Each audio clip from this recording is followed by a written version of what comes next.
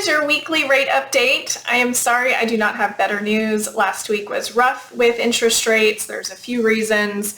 One is that our economy is showing that it's very strong, and there's some anticipation that of what the election results are going to be, and based on the potential outcome of what it's probably going to be, likely that will be stimulating to the economy, which isn't always the best for mortgage rates. So a few reasons that rates have jumped up. This increase has been very sudden over the past week and a half. The average 30-year fixed rate has risen 72 basis points over the course of just this month of October alone.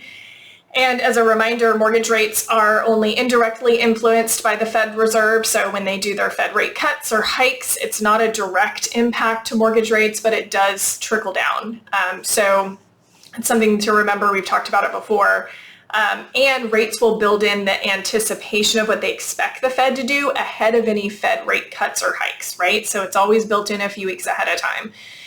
So that's another important thing to remember. So the day the Fed Reserve does a hike or a cut, usually there isn't much of a change to rates because they already built it in, as long as what we were expecting to happen happens.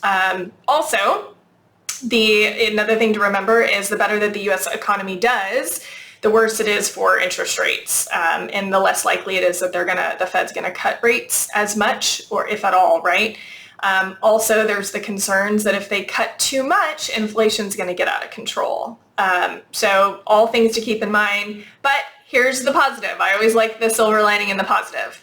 Today, interest rates are still about 1% lower than where they were at this time a year ago. So we were right getting around 8%. Now we're right just under 7%.